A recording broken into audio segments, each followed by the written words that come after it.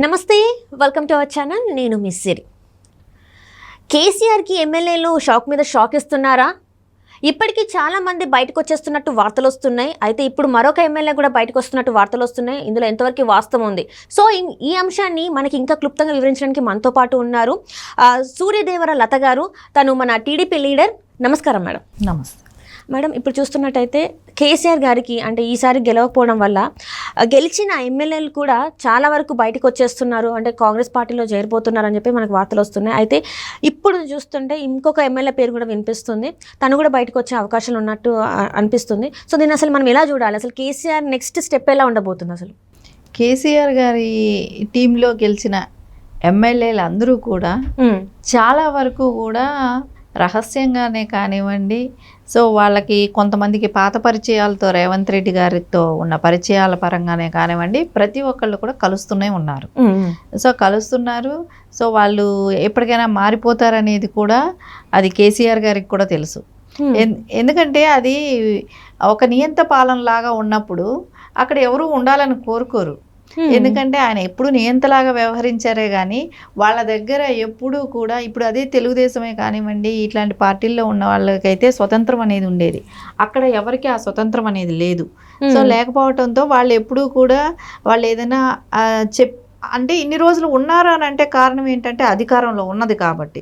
So అధికారం లేనప్పుడు వాళ్ళు ఆబ్వియస్లీ వేరే ప్లాట్ఫామ్స్ ఎత్తుక్కోవటానికే వెళ్ళిపోతారు. మనకు అధికారము లేదు, ఈయన దగ్గర మనం స్వతంత్రంగా ఏమీ చెప్పలేకుండా ఉన్నాము, ఏమీ చేసుకోలేకపోతున్నాము. ఏంటంటే కుటుంబ పాలన. ఇది కుటుంబ పాలన మీన్స్ ఏంటంటే ఇప్పుడు అన్ని పార్టీల్లో కూడా అన్నీ ఉన్నారు కానీ అందరికీ స్వేచ్ఛ ఉంటుంది. వేరే పార్టీస్లో ఇప్పుడు టీడీపీ తీసుకోండి, టీడీపీలో ప్రతి వాళ్ళకి స్వేచ్ఛ ఉంటుంది. కార్యకర్త దగ్గర నుంచి కూడా స్వేచ్ఛగా మాట్లాడగలుగుతారు, అన్నీ చేయగలుగుతారు. అదే ఆ పార్టీలో అలాంటి అవకాశమే లేదు. ఏమైనా మాట్లాడాలన్నా, ఏమైనా చెప్పాలన్నా, ఏమైనా చేయాలన్నా కేసీఆర్ గారు, కేటీఆర్ గారు, హరీష్ గారు, కవిత గారు, సో వీళ్ళని తప్ప, ఫ్యామిలీ వాళ్ళ నలుగురు తప్ప ఇంకా వేరే వాళ్ళకి ఆస్కారమే ఉండదు. అలాంటప్పుడు కూడా ఎవరైనా కూడా స్వతంత్రంగా ఉండాలనుకుంటారు కదా. సో అధికారము లేదు, బానిసత్వం ఉండాలనుకోరు. సో వాళ్ళు ఆటోమేటిక్గా మారిపోవటానికే ట్రై చేస్తారు. అంటే ఇప్పటివరకు చూసుకున్నట్టంటే ఈ 10 సంవత్సరాల నుంచి చూస్తున్నట్టయితే కేవలం అధికారంలో ఉన్నారు కాబట్టి ఎమ్మెల్యేలు అందరూ ఆగారు. సో ఇప్పుడు అధికారం నుంచి లేరు కాబట్టి ఎమ్మెల్యేలు అందరూ బయటకు వస్తున్నారు అనుకోవాలా మేడం? అయితే డెఫినెట్గా అదే కదా. ఎందుకంటే ఈయన దేశ్కి నేత అనే ఒక ఉద్దేశం. ఎందుకంటే నేను ప్రధాని క్యాండిడేట్ అని కేటీఆర్ గారు కూడా చెప్పారు. నా కేసీఆర్ గారు ప్రధాని అయ్యే అవకాశాలు ఉన్నాయి, ఆయన దేశ నేత అని చెప్పారు. మహారాష్ట్రలో ఆఫీస్ పెట్టడం, ఆంధ్రాలోను, కర్ణాటకలో ఇట్లా ప్రతి చోట్ల కూడా ఆఫీసులు పెట్టారు. బీఆర్ఎస్ పార్టీ ఆఫీసులు పెట్టుకున్నారు. సో ఈరోజు అవి అద్దెలు కట్టకుండా అక్కడ బిల్డింగ్స్ అన్నిటికీ కూడా క్లోజ్ చేసి పెట్టేసి అవన్నీ మూతపడ్డాయి అన్ని చోట్ల కూడా.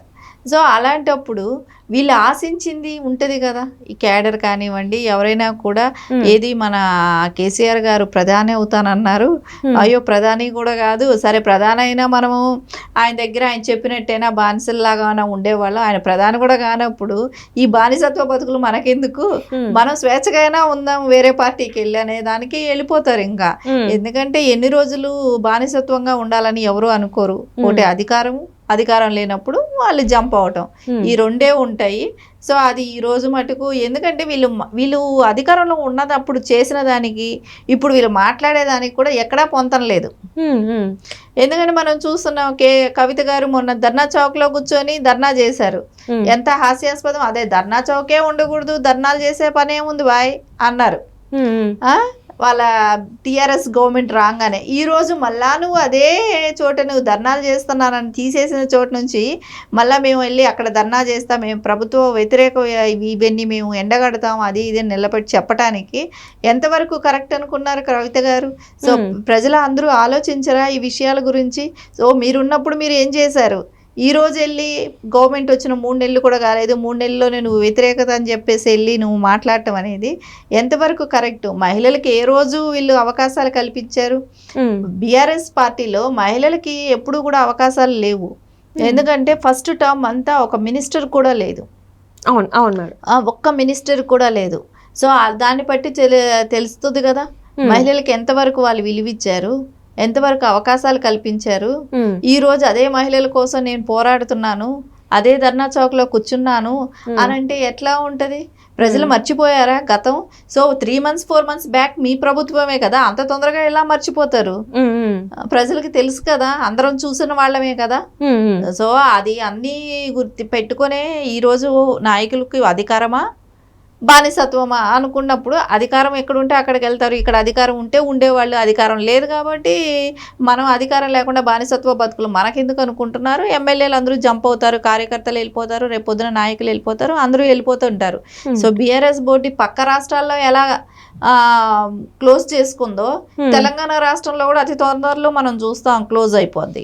రైట్. అట్లనే ఇప్పుడు చూస్తున్నట్టయితే మేడం, ఇప్పటి వరకు ఇన్ని రోజులు బీఆర్ఎస్ ప్రభుత్వం పడిపోయిన తర్వాత కాంగ్రెస్ ప్రభుత్వం వచ్చిన తర్వాత ఏంటంటే ఈ నాయకులు అన్నారు కాంగ్రెస్ ఇంకా ఉంటే 3 నెలలు ఉంటుంది, మహా అయితే 6 నెలలు ఉంటుంది, ఆ తర్వాత మళ్ళీ మేమే ప్రభుత్వంలోకి వస్తామని చెప్పేసి మాట్లాడడం జరిగింది. అది మనం అందరం విన్నాం. సో దీన్ని మరి ఎలా చూసుకోవాలి అంటే ఇప్పుడు ఉంటేనేమో అందరూ ఎమ్మెల్యే నేతలందరూ బయటకు వచ్చేస్తున్నారు, పార్టీలోకి వస్తున్నారు. మరి ఇప్పుడు కాంగ్రెస్ ఉంటుందా లేకపోతే బీఆర్ఎస్ ఉండబోతుందా?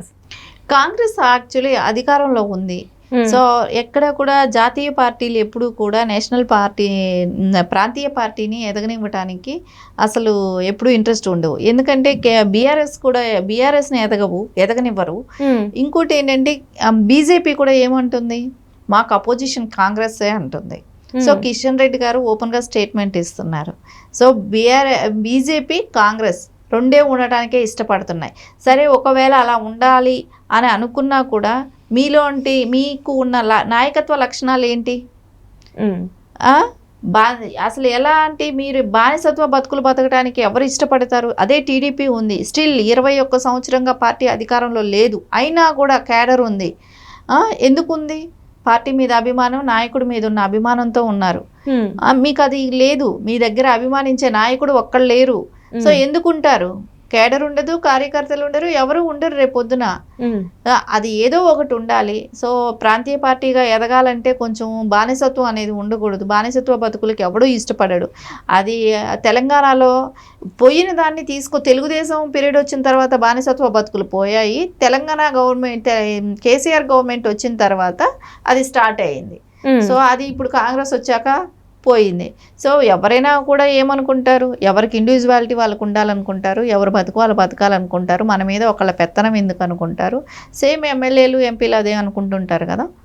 సో రాజకీయంలో అన్నప్పుడు అది కామన్గా ఎవరైనా అధికారం ఆశిస్తారు, అది లేనప్పుడు ఇంకా జంప్ అయిపోతారు.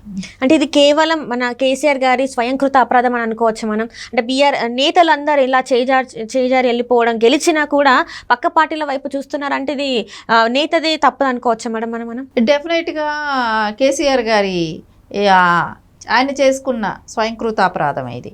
ఎందుకంటే ఆయనకి తెలుసు తెలుగుదేశంలో పనిచేశాడు, తెలుగుదేశం పార్టీలో ఎలాంటి అవకాశాలు ఉంటాయి, అలాంటి అవకాశాలు నువ్వు ప్రతి ఒక్కళ్ళకి కల్పించుంటే ఈరోజు నీకున్నది అదే అవకాశం అక్కడ కల్పించారు కాబట్టే నువ్వు ఈరోజు ఒక తెలంగాణ స్టేట్కి నువ్వు సీఎం కాగలిగావు.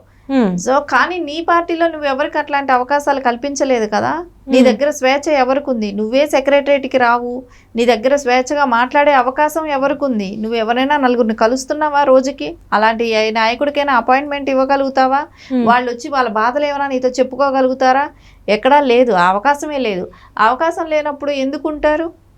అది ఖచ్చితంగా 1-2 సార్లు సెంటిమెంట్తో కొట్టుకొచ్చారు కానీ సెంటిమెంట్ ఇప్పుడు తెలంగాణ ప్రజల సెంటిమెంట్ కాదు, సెంటిమెంట్ది అయిపోయింది, మన రాష్ట్రం మనకు వచ్చేసింది, తెలంగాణ సపరేట్ అయ్యింది, సో ఇంకా అభివృద్ధి ఏంటి అనే అడిగినప్పుడు ఖచ్చితంగా వాళ్ళు అభివృద్ధి పదంగా ముందుకెళ్లాలని కోరుకుంటారు. కానీ నువ్వు సెంటిమెంట్తో ఇంకా గొడవలు విద్వేషాలు రెచ్చగొట్టాలనుకుంటే అది కుదరదు. Right right madam. Right, thank you so much madam. Thank you.